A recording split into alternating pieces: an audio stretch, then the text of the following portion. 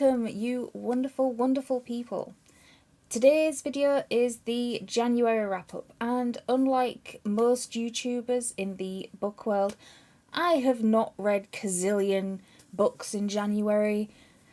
I have to work, unfortunately. But these are the ones that I blasted through in January. So the first up is The Christmas Guest by Peter Swanson. This was a random pickup when I was shopping for Christmas presents, but I actually finished shopping, so I wanted to give myself a treat, so went into Waterstones. And this is one of the ones I came out with. And what took me was I was looking for sort of a festive book. You know, I kind of wanted to feel that Christmas vibe. And this cover, of course, has its... don't know whether you can see that or not. But it's got like a manor house kind of... oh, there we go. There we go, that's better. So it's got like a manor house. It's just... the cover's just lovely. And it's short, so it's a good start to the year. Most of these books are on here because they are short, and sometimes I get home after work and I just don't want to read. But yeah, I wanted to feel festive, and I wanted to really get into the Christmas spirit. And what better way than with, you know, a family gathering at a manor house, you know, snow, southern England, you know, nice, picturesque, and with a bit of psychotic murder in the middle of it. And who doesn't like a good whodunit? So the story for this book is that Ashley Smith is an American student studying in London and is invited to spend the Christmas week with her friend Emma Chapman and her family at their Cotswolds manor. It captures Ashley's imagination, and she's determined to think of the trip as living in a gothic novel. Northanger Abbey vibes. And even more so when the romantic aspect, in the form of Emma's twin brother, the charismatic Adam, makes his appearance and instantly captures her attention. But there is a mystery in this small idyll corner of the Cotswolds. With a girl murdered a few months prior and Adam the prime suspect in the village's mind, there is no chance of this being another dull, lonely Christmas for Ashley. So the first part of this book was told to me by Ashley's writing in her diary as like a form of diary entries. And as someone who used to keep a diary throughout her teenage years, I get it. But she's supposed to be 24. And the stuff she writes in there sounds like a melodramatic teenager. And the main character of Ashley in these diaries, she doesn't come off the best. She comes more across as a narcissistic bitch. I'm just telling it like it is. That is what she comes across as. It's not a good look for your main character. Because who goes to somebody's house at Christmas who you hardly know, although she's said that she's her best friend, you hardly know them. You don't even have their phone number, although it is set in 1989, so mobiles are out. But you would have their landline. Everybody had a landline, but she doesn't even know her number. And she's going to spend Christmas with them. You just don't do that. And Ashley's first impressions of this so-called friend who's invited her to a manor house is not the best. She describes her as a cold snob. And it's not until she actually gets to this manor house, clocks the twin brother, that she suddenly comes over all a swoon at the wonderful Adam and his wonderful scarves. And Ashley is determined that she is living in a gothic novel. You know, manor house, England, 80s, screams gothic to me. But it reads like a bad Hallmark movie. And I got like half the way through it till just around Christmas, and I thought, I'm gonna DNF this. I can't anymore. I just can't. No.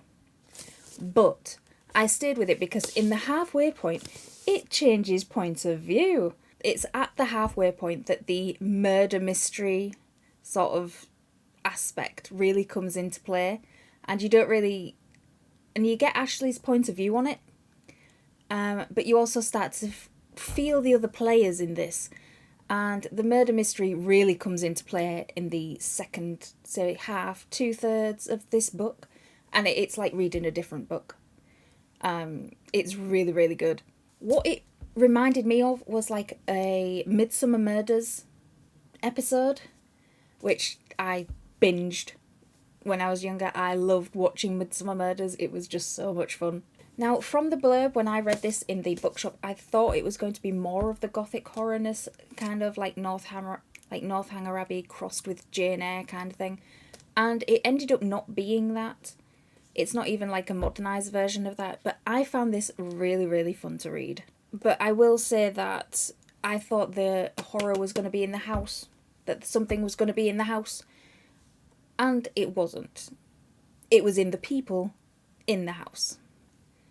But if you're thinking Saltburn, if you know, you know, and my condolences to your therapist. But this is not it. This is fun, this is airy-fairy. I enjoyed it. It's a nice, comfortable read. So next up was the Black Cap Holiday Special. But before I read the Black Cap Holiday Special, I decided that I had to read the actual little novella Black Cap itself, which is a novella set in the Rainfallen world. It's the book, it came out before Salt in the Wound, Secret of the Thistle. It's all in that world. And this was the first book out. So it started as like it's only a little one. And it's more of a detective noir kind of thing. Think, if you've played L.A. Noire, think that, but set in sort of a medieval fantasy dystopian world instead. Really liked it. So I blasted through this in about 2 hours or so. Really, really enjoyed it. And I think if I'd have read this first before I'd read Salt in the Wound or any of the other ones, I might have found myself a bit lost and wanting more. So I'm glad I read those two before I read this one. But I really enjoyed going into this. So it's just a fun detective in that mysterious world. And that detective he's not like a proper detective.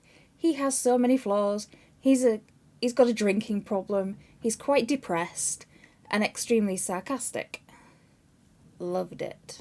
So from that one, I went straight into the Black Cap Holiday Special, which came down from the newsletters that the author sends out, and I couldn't resist. I just had to click, and it was just a short little story set in the Black Cap world, and you get to spend Christmas with Cade and Mina, which is really, really nice, with a slam dab of mystery thrown in there. And this one's mystery is a guy is in a house with his family, and no matter what he does, he can't get his fire to ignite at all. Every other fire in the house, perfectly fine, except the main one, the one that heats it. And can he help us get this thing to burn? And of course, in a fantasy world, it can't just be that he's crap at lighting fires. There is creatures and curses, and the only one that can get to the bottom of it is our detective Cade. So next up, I found myself wanting to read some myths and legends, and so I had this on my shelf forever, and I just wanted to dive into some Celtic myths. However, this is not that.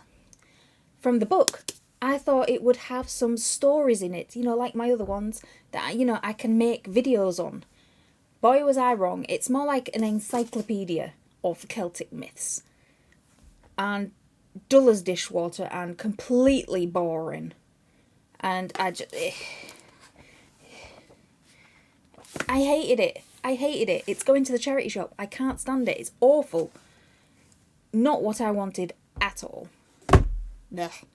So next up I thought, well, I get all these book boxes. I think at this point I get Illumicrate, the normal one, Evernight, which is the horror version, the Locked Library, and at this point I got the Twisted Retreat box as well, but it's a bit expensive because it has to ship from America, so that one's cancelled. But from that I decided I would actually read one of the special editions, which is Linghun. I loved, it was just nice. It was a nice read. My favourite? No. But it was nice. And I'll link the video, because I did a whole video on this, so I'll link that up in the corner somewhere up there. But yeah, it's a nice read, and I like this version of the book. I think it's either leather or suede. It's really pretty. Which is why I'm not going to sell it yet, because it's so pretty. I just like looking at it. But yeah, really nice book. Bit weird, bit odd, but nice. Now, next up, I only read one arc in January, which is the Dark Queen's Apothecary by Cassandra Thompson, and it's part of a larger sort of world, but you didn't have to read that world to read this book, which is good, because I was in no position to read 3 books on the trot, just to read a little arc. Now, this has a trigger warning of beheading, BDSM, blood play, dismemberment, gore, power play, sodomy, and violence. I don't like to read trigger warnings right at the beginning of a book because I think it spoils it. I like to be disgusted or surprised or recoiled in horror. So the trigger warnings were at the back of the book, at least in the Kindle there were, which I felt good because there was a part of it where I went, "Ew, you dirty bastard!" out loud. Thank God nobody was around me, and thank God I wasn't actually outside. But yeah, the blood play. Ugh. God, it's disgusting. Not to kink shame. Not to kink shame. Oh boy. No. Just no. It's a really short one because it is a novella, and when I was reading it, I felt like I was missing things out of this world. And that would have been what was in the 3 original ones, the Ancient Ones trilogy. Yes, you can read it alone without reading the trilogy, but I think it really misses out on something when you do. And I like sort of reading the political landscape, the things that's going on around, you know, kind of in the background of these events. And it was in the background, but it was kind of important to know. Because the main focus of this novella is on Andre.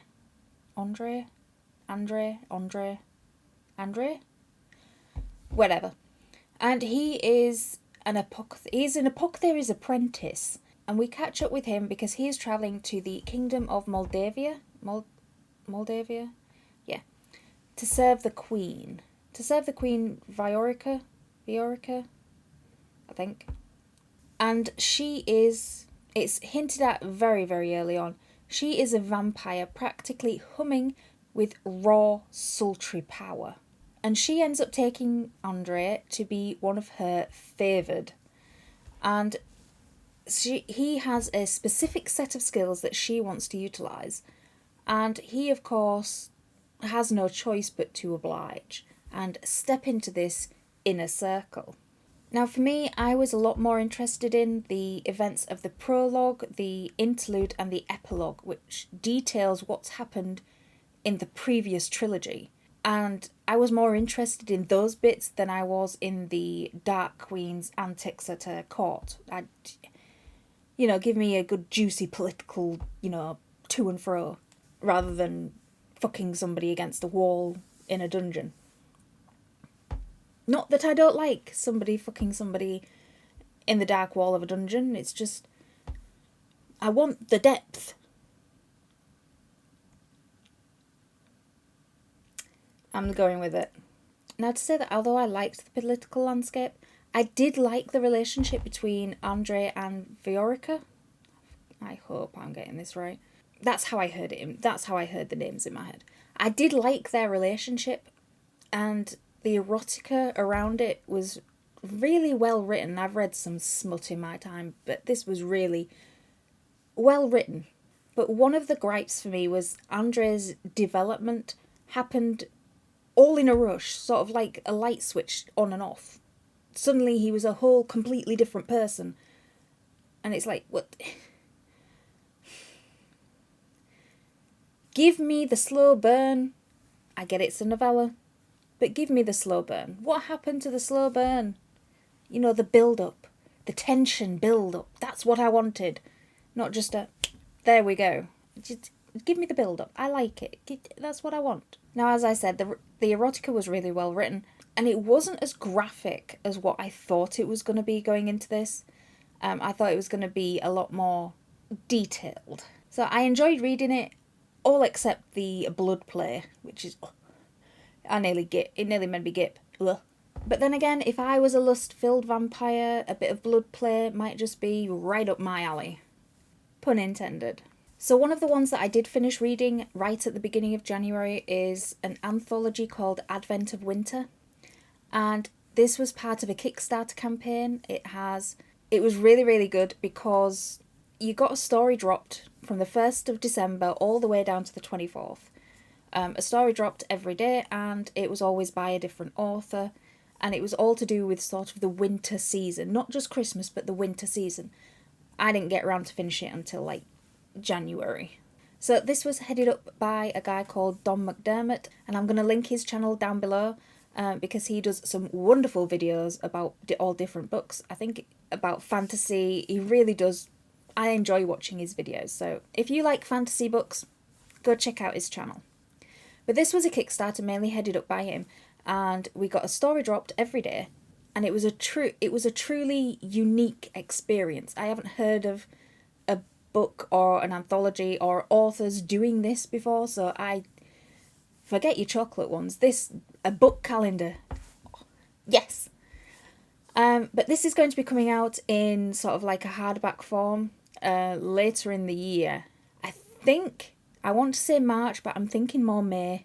And I will be doing a deeper dive into this book when we get there, when it's available for all to read, because I want to deep dive it so bad. But it was really, really good. I had a really good time with this, and this got 4 stars from me because I loved most of this. There were a few I didn't connect with, but overall I liked them, and it was just so nice, such a unique idea. And I'm going to end it with the book that I'm reading right now, which is this one.